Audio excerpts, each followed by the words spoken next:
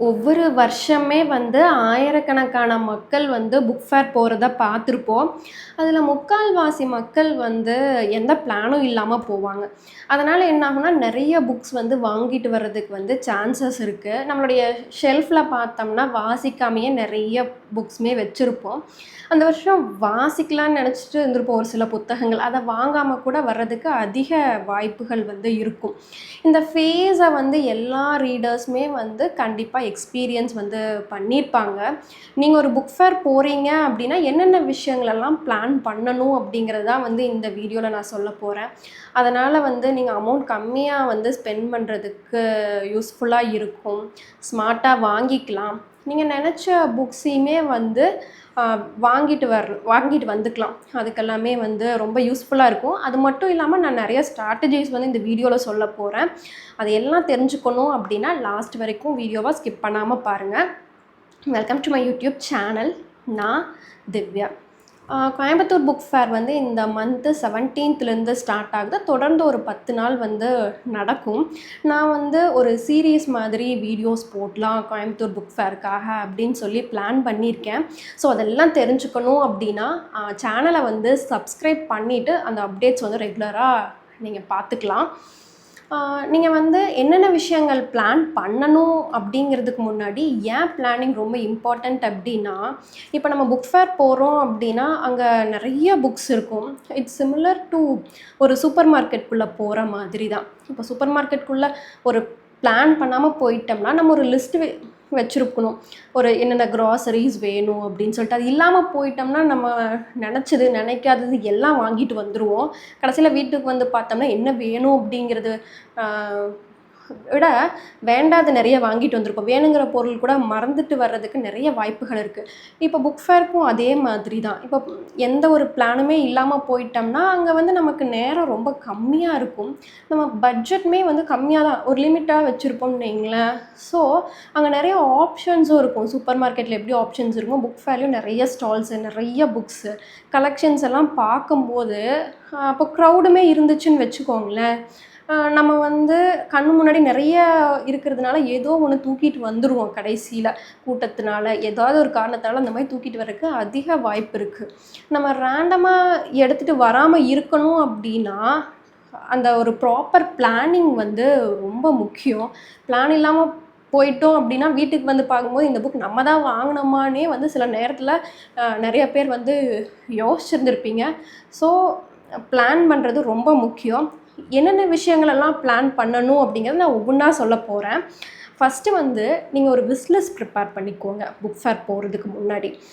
Wish list prepare பண்ணோம்னா, உங்களுக்கு வந்து நீங்கள் எப்படி ப்ரிப்பேர் பண்ணிக்கிறீங்கன்னா, நீங்கள் என்ன ஆத்தர் புக்ஸ் எல்லாம் வாங்கணும்னு பிளான் பண்ணிக்கோங்க. என்னென்ன புக்ஸ்லாம் வாங்கணும், ஒவ்வொரு ஆத்தர்லேயும் ஒவ்வொரு ஜான்ரா வைஸ் வந்து நீங்கள் லிஸ்ட் பண்ணிக்கோங்க. இன்னொன்று, நீங்கள் சூஸ் பண்ணிவிட்டு அந்த புக்கை கண்டிப்பாக வாங்கியே ஆகணுமா, இல்லை அது இருந்தால் நல்லா இருக்குமா அப்படிங்கிறதையுமே வந்து நோட் பண்ணி வச்சுக்கலாம். நீங்கள் ஒரு பேப்பர் பென்னில் எழுதிட்டு போனாலும் சரி, மொபைல்லையே மெசேஜ்லேயோ இல்லை நோட்ஸ் ஆப்லேயோ நீங்கள் வந்து ரெடி பண்ணி போகலாம். நான் எப்போவுமே புக் ஃபேர் போகிறதுக்கு முன்னாடி நோட்ஸில் வந்து போட்டு போயிடுவேன். எனக்கு வந்து என்னென்ன புக்ஸ் வேணும் அப்படின்னு சொல்லிட்டு. இதுக்கு முன்னாடி நான் நிறையா அந்த மாதிரி போகாமல் விட்டுருக்கேன், விஸ் லிஸ்ட் ப்ரிப்பேர் பண்ணாமல். லாஸ்ட் சென்னை புக் ஃபேர் போகும்போது நான் பப்ளிகேஷன் வைஸ் வந்து நான் விஸ் லிஸ்ட் ப்ரிப்பேர் பண்ணிட்டேன். இது எனக்கு இங்கே வந்து என்னென்ன புக்ஸ் வேணும் அப்படின்னு சொல்லி ஃபஸ்ட்டு எழுதிட்டேன். மஸ்ட் பை கண்டிப்பாக வாங்கணுமா அப்படின்னு எழுதிட்டேன். வேணுங்கிறத மட்டும் வாங்கிட்டு இன்னொரு டைம் வாங்கிக்கலாம் அப்படிங்கிறத நான் அதை அப்படியே நோட் பண்ணி வச்சுட்டேன். அதனால் நீங்கள் இப்போவே வாங்கி ஆகணுமா, இல்லை அது மெதுவாக வாங்கிக்கலாமா, இல்லை அது வேணுமா அப்படிங்கிற மாதிரி நீங்கள் நோட் பண்ணி வச்சிட்டீங்க அப்படின்னா, உங்களுக்கு வந்து அமௌண்ட்டுமே கம்மியாக ஸ்பெண்ட் பண்ணிக்கிறதுக்கு வந்து ரொம்ப ஹெல்ப்ஃபுல்லாக இருக்கும். ஸோ போகும்போது வந்து விஸ் லிஸ்ட் வந்து கண்டிப்பாக ப்ரிப்பேர் பண்ணிக்கோங்க. அது மட்டும் இல்லாமல் நீங்கள் ஃபஸ்ட்டு ஸ்டால்லேயே எல்லா புக்ஸையும் வாங்காமல் இருக்கிறதுக்குமே ரொம்ப ஹெல்ப்ஃபுல்லாக இருக்கும். ஒரு புக்கை வாங்குறதுக்கு முன்னாடி இது வேணுமா வேண்டாமான்னு வந்து நீங்கள் ஒவ்வொரு டைமே வந்து யோசிப்பீங்க. இன்னொரு விஷயம், இப்போ ஒரு புக் எடுத்துக்கலாம்னு வச்சுக்கோங்க. எந்த புக் வச்சுக்கலாம், இப்போ சைக்காலஜி ஆஃப் மனி அந்த புக் எடுத்துக்கலாம். இங்கிலீஷ்லேயும் இருக்கும், தமிழ்லேயும் இருக்கும். நீங்கள் எதில் படிக்கணும் அப்படின்னு சொல்லி ஃபஸ்ட்டே பிளான் பண்ணிக்கோங்க. இங்கிலீஷில் படிக்கணுமா தமிழில் படிக்கணுமா அப்படின்ட்டு. சிலர் வந்து தமிழில் படித்தா நம்ம தாய்மொழியில் படித்தா அது வந்து கிராஸ்ப் பண்ணிக்கிறதுக்கு ரொம்ப நல்லாயிருக்கும்னு சொல்லுவாங்க. சிலர் வந்து இங்கிலீஷில் படிக்கும்போது நம்ம கம்யூனிகேஷன் இம்ப்ரூவ் பண்ணிக்கிறதுக்கு வொக்காபுலரி இம்ப்ரூவ் பண்ணிக்கிறதுக்கு ஹெல்ப்ஃபுல்லாக இருக்கும் அப்படின்னு சொல்லுவோம்.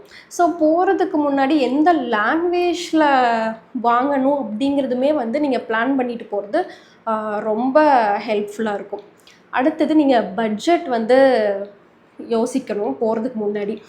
என்னென்ன ஃபார் எக்ஸாம்பிளுக்கு இப்போ ஒரு ரூ. 1000 1500 வாங்குறேன்னு வச்சுக்கோ. ஒரு ரூ. 1500 வாங்குறீங்க அப்படின்னு டிசைட் பண்ணிட்டீங்க அப்படின்னா, நீங்கள் வந்து கேட்டகரி பிரித்து வச்சுக்கோங்க.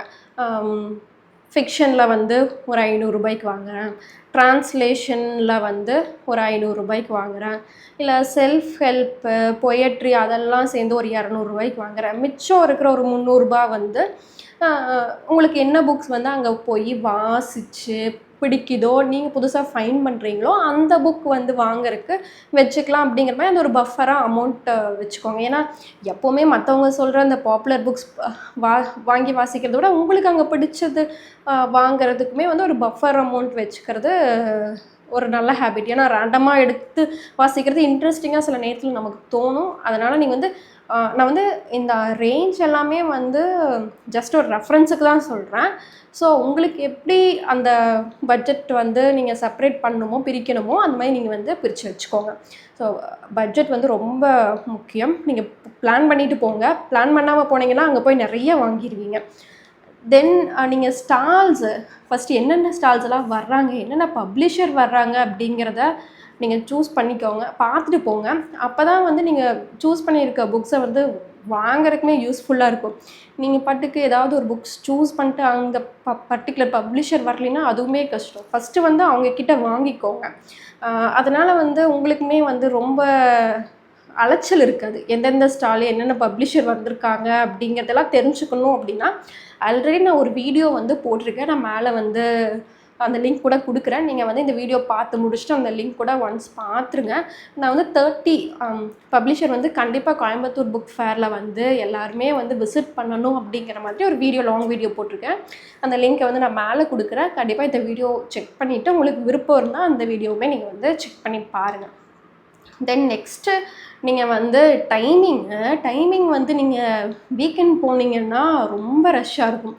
சண்டே போகிறது கொஞ்சம் நிறைய பீப்புள் வருவாங்க, மீட் பண்ணணுன்னா பண்ணலாம். பட் நீங்கள் வீக் டேஸ் ப்ரிஃபர் பண்ணிங்கன்னா கொஞ்சம் பெஸ்ட்டாக இருக்கும். கொஞ்சம் க்ரௌட் கம்மியாக இருக்கணும் அப்படின்னா மண்டே டு ஃப்ரைடே. சாட்டர்டே வந்து ஓரளவுக்கு கூட்டம் இருக்கும் கோயம்புத்தூர் பொறுத்த வரைக்கும். மண்டே டு ஃப்ரைடேயில் மார்னிங்ஸ் கொஞ்சம் கூட்டம் கம்மியாக இருக்கும். ஆனால் ஸ்கூல் ஸ்டூடெண்ட்ஸ் அப்பப்போ வருவாங்க, வந்துட்டு போயிடுவாங்க.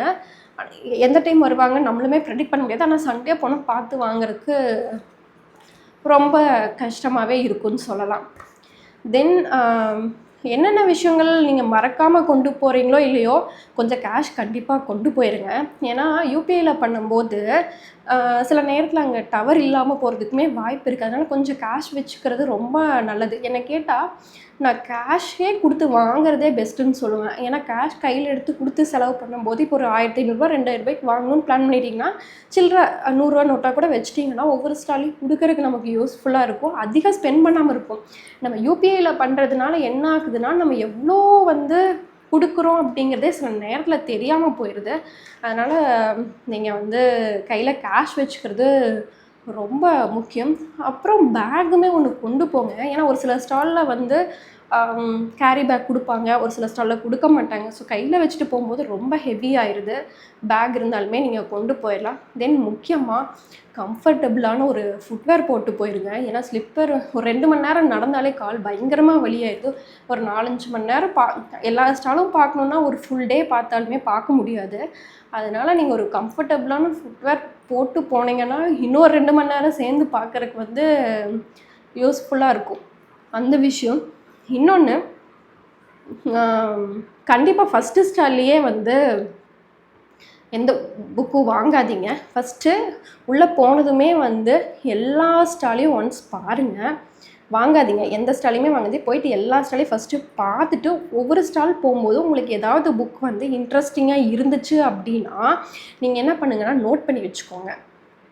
அடுத்தது அந்த நீங்கள் என்ன புக் வாங்கணும்னு நினைக்கிறீங்களோ அந்த புக்கை எல்லா ஸ்டால்லையுமே கம்பேர் பண்ணுங்கள். ஏன்னா ஃபஸ்ட்டு ஸ்டால் ஒரு புக் வந்து ₹300 இருக்குது, அடுத்த ஒரு 4 ஸ்டால் தள்ளி ₹250 இருக்கிறதுக்கு வாய்ப்பு இருக்குது.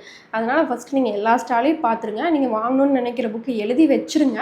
எழுதி வச்சுட்டு அந்த ப்ரைஸை வந்து எல்லா ஸ்டாலோடையும் கம்பேர் பண்ணிக்கோங்க. ஃபஸ்ட்டு இதை ஃபாலோ பண்ணிக்கோங்க. அதுக்கு அடுத்தது வேணும் அப்படின்னு சொல்லி நீங்கள் நோட் பண்ணி வச்சுருக்குவீங்கள்ல, அந்த புக்கை எந்த ஸ்டாலுன்னு பார்த்துட்டு அப்புறம் வேணுன்னா கூட போய் வாங்கிக்கலாம். இப்படி ஃபாலோ பண்ணிங்கனாலே என்ன ஆகும்னா, நம்ம வந்து அந்த ஸ்பெண்டையும் கம்மி பண்ண மாதிரி ஆகும், வேண்டாத புக்ஸை வாங்கின மாதிரி ஆகும்.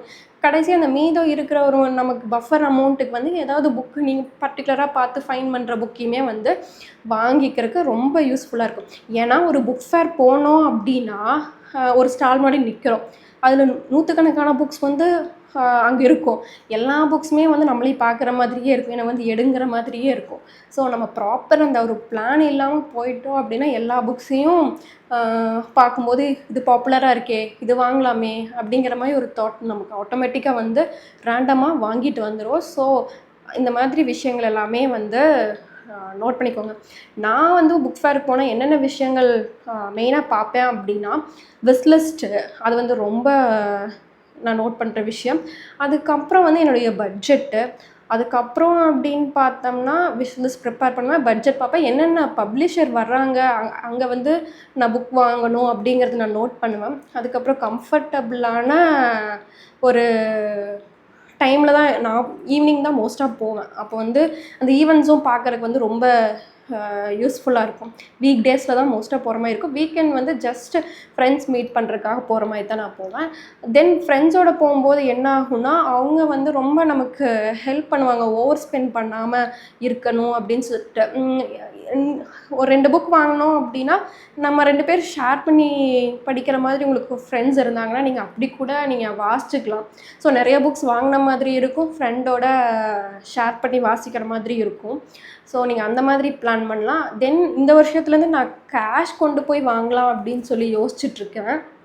அதனால் வந்து அதிகமாக ஸ்பெண்ட் பண்ணாமல் இருக்கிறதுக்கு வந்து யூஸ்ஃபுல்லாக இருக்கும். நான் எப்போவுமே வந்து ஃபஸ்ட் நாள் புக் வாங்கவே மாட்டேன். ஃபஸ்ட்டு 2 நாள் வந்து நான் ஜஸ்ட் எல்லா ஸ்டாலையும் பார்த்துட்டு ஒரு நாள் வீடியோ எடுத்துகிட்டு அப்புறம் தான் வந்து எனக்கு வேணுங்கிற புக்ஸ் வாங்குவேன். ஸோ நீங்களுமே வந்து ஃபஸ்ட்டு ஒன்ஸ் எல்லா ஸ்டாலையும் பார்த்துட்டு புக் வாங்குறது உங்கள் அமௌண்ட்டும் கம்மியாக ஸ்பெண்ட் பண்ணுறதுக்காகவும், நிறைய புக்ஸ் வாங்காமல் இருக்கிறதுக்கும் யூஸ் ஆகும். உங்களுக்கு என்ன புக்ஸ் வேணும் அதை மட்டும் வாங்குறதுக்குமே வந்து ரொம்ப ஹெல்ப்ஃபுல்லாக இருக்கும். இந்த வீடியோ பிடிச்சா லைக் பண்ணுங்கள். இது வரைக்கும் சேனலை வந்து சப்ஸ்கிரைப் பண்ணலைன்னா சப்ஸ்கிரைப் பண்ணிக்கோங்க.